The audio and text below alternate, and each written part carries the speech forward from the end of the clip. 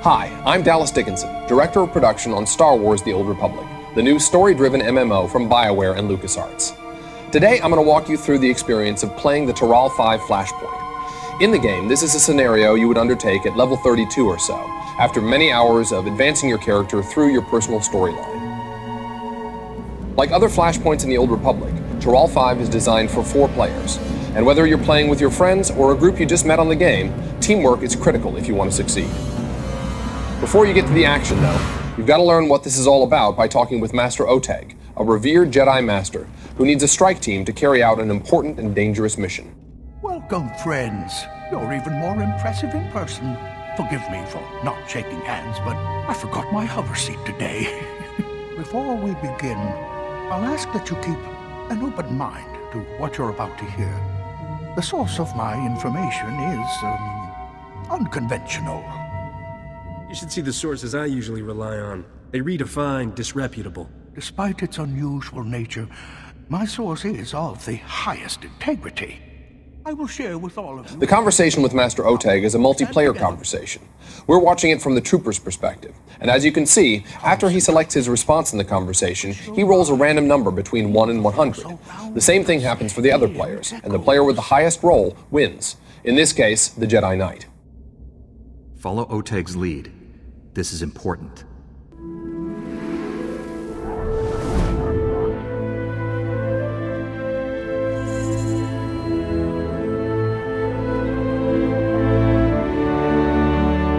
It seems that Master Oteg has somehow enabled the entire group, even the non-Force users, to speak with a Force ghost. She is here, a Jedi without physical form. Her body is long dead, but her wisdom, her essence, lives on. The darkness will consume all it touches. Stars will burn black, ashes raining on lifeless worlds. Everything ends. The prisoner holds the darkness at bay, lost inside it for 300 years. His strength will fail. Then he will become the darkness. This prisoner has been fighting the Empire for centuries. How is he still alive? The bond weakens, my friend. I'll take things from here.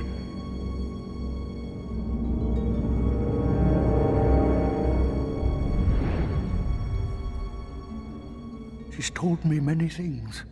Revealed the existence of an Imperial prison in the constantly shifting Maelstrom Nebula, and a way to get there. The only way to navigate the Maelstrom is using a Gree computer hidden at an Imperial fortress. We need that computer to free the Jedi prisoner. That's what I do best. The fortress we're invading is on the planet Taral V, enemy territory, protected by Imperial warships. Too many to fight. But we have a captured Imperial shuttle that can sneak past the sentries. It's waiting for you in the hangar. You can fill me in on the rest while we travel. There's no time to waste. Our fleet will hide at the system's edge so I can monitor your mission and guide you. If something goes wrong, we'll come running. Go to the shuttle, my friends. May the Force be with you.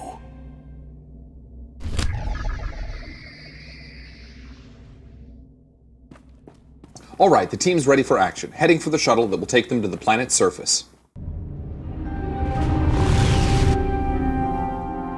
The shuttle sequence is one of our cinematic cutscenes.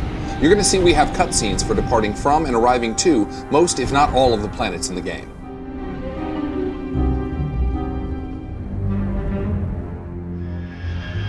Here comes the shuttle now, landing in a remote location on Taral V.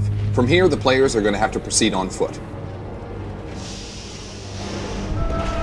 Well done. You've successfully infiltrated Taral V. The Imperials think you're just another shuttle bringing supplies. So here you see the players prepping themselves, or buffing up, before going into battle. We're watching this from the perspective of the Jedi Sage, a consular advanced class. Here they go. Lightning strikes the ground here and starts a fire, and one of Grand Moff Kilrin's shuttles is dropping off troops in the distance. Now we shift to the smuggler's perspective. He's a scoundrel advanced class, and he's set up to be the healer. He's in cover, which gives him a defensive bonus, and he's tossing out the heals. Those green circles you see are signs to the smuggler that his cover bonuses apply. You can see the trooper got the skin player's attention. The knight is distracting the lesser jungle beast, and the team's tactics are perfect here. So we're watching from the Jedi Knight's perspective now. He's a guardian with a single saber, but he is a major damage dealer in this group. Whoa, check that out! The shuttle got hit by lightning, then veered off, hit the watchtower, and brought the tower down. That blue square on the knight is actually one of the enemies targeting him. You see the smuggler's healing probe coming in to give the knight a slow-release med pack. Okay, so back to the perspective of our trooper. He's a vanguard, which means he gets access to the heaviest armors in the game, and a reactive shield that increases his threat towards enemies. So now the team is headed over to destroy this Imperial research station. That's actually part of a bonus mission inside the Flashpoint. Oh, and they're ambushed by jungle crawlers. The trooper needs to make sure they don't swarm the healer.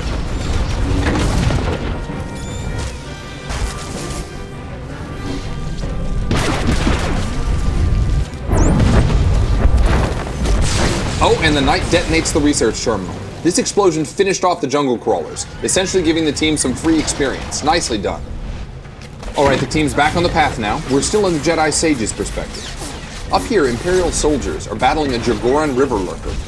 The river lurker is the real danger here, so the Sage targets him and lets loose some of her telekinetic abilities. Oops, now she's got his attention, and he's coming after her. Those robes aren't exactly heavy armor, so this could get ugly. We change perspective over to the Jedi Knight, who's taking down the last of the Imperials here, a commando. The Knight's now with everyone else on the river lurker. He powers up and lands a hit hard enough to get the beast's attention. And the river lurker is down.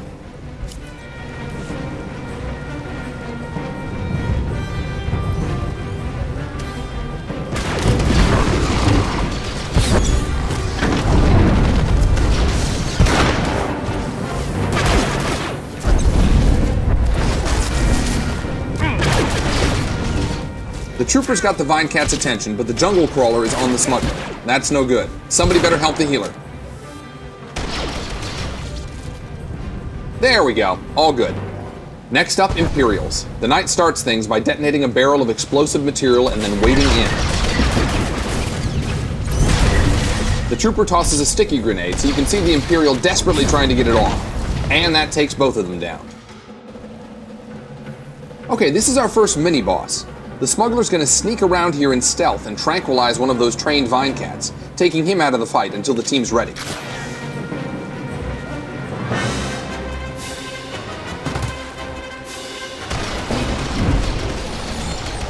The Jedi Sage is setting up a stasis field around the left Vine Cat, so everyone can concentrate on that mini-boss. Now it looks like the trooper tossed a sticky grenade onto the handler. This move packs a punch, but it's also damaged that first Vine Cat, breaking him out of his stun. Everyone's focusing their fire on the handler, and the trooper's doing a good job of holding the enemy's attention.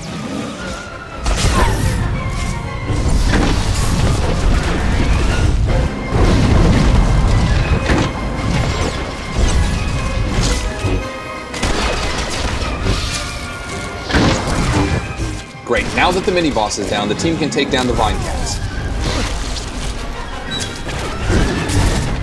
The Sage's stasis field lasts a nice long time, but the group's going to want to take that first Vine Cat down before it fades.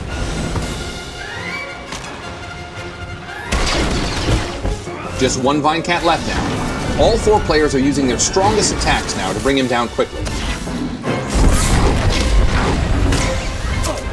And the trooper finishes him with a stock strike.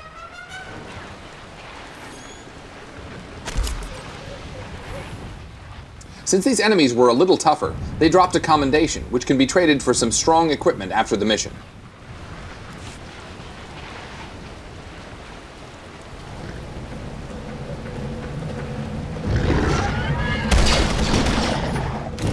Further up the path, the team runs into an Imperial patrol, and it seems they've already got their hands full. As you can see, jungle skin flayers are no fans of the Imperials either. You can sit back and enjoy the show, but if you want the maximum amount of experience, you can rush in and take them all down.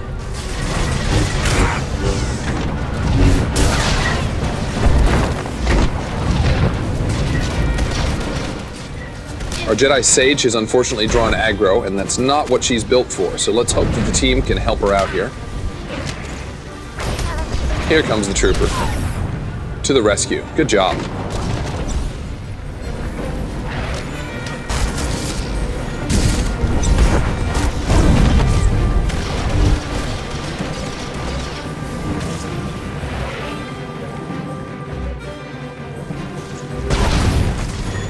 So that was a destructible barrel. That one was explosive, but you'll find they can inflict a variety of different effects on your enemy.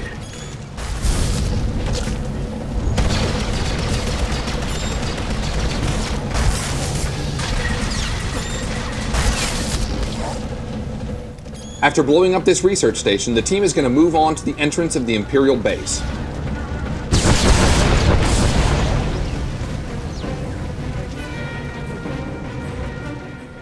That's an elite droid there in the middle, and he's got 2 troopers backing him up.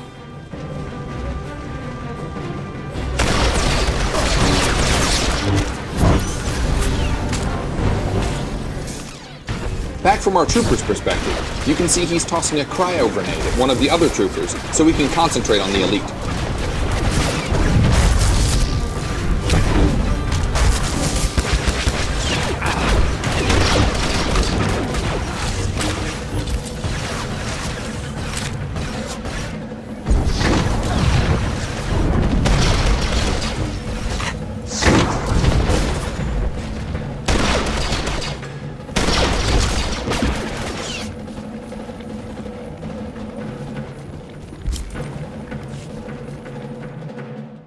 So here's our first big boss fight.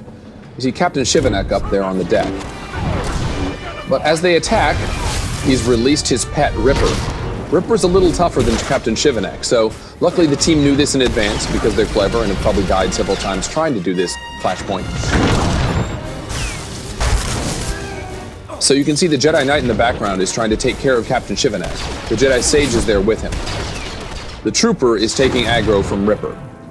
And he's partnered pretty much with our smuggler. The smuggler is going to keep him alive as long as he possibly can. And hopefully our 2 Jedi are going to take care of Captain Shivanek and be able to help out. The smuggler is also responsible for keeping the Jedi alive, so we've got to do a little bit of multitasking here.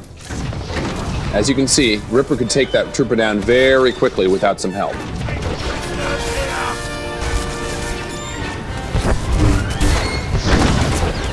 But luckily, the fight with Captain Shivanek is going very well.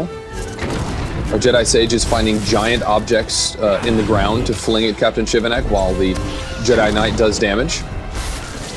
Now you can see in the background, the trooper is trying to run Ripper over near to some destructible barrels, like I mentioned before. Unfortunately, he just aggroed an ad. A little bit more trouble for the team. The Jedi Knight and Jedi Consular are going to have to take care of that first. You can see everybody's a little low on health, so it's getting a little touch and go here.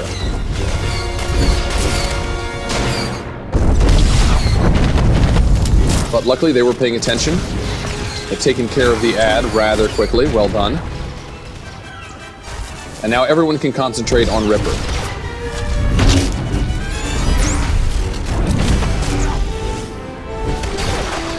Trooper got a little low on health there, but luckily the smuggler was paying attention. Now we're in a case where we can actually ping-pong aggro. The trooper can take the rage of Ripper for a while, and then the Jedi Knight can attract him. This actually minimizes the amount of damage that Ripper can do. It's a very efficient way of taking on difficult enemies. Now when his trainer, Captain Shivanek, died, he got a buff called Enrage. So he's even tougher than he was at the beginning, making him a challenge for the full group.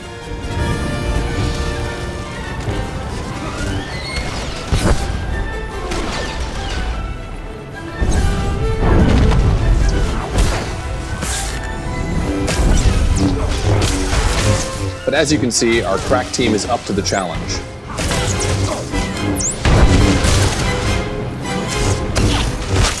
Before you can enter the enemy's fortress, we have to disable its security grid.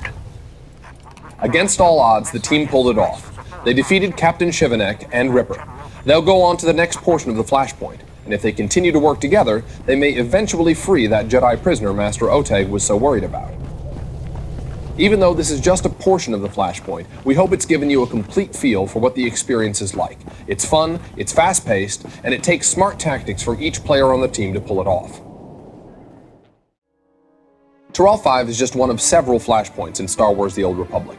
We don't have time to show you all of them. Really, the only way to experience all of this exciting stuff is to play it in the game. So thanks for watching, and we look forward to seeing you there.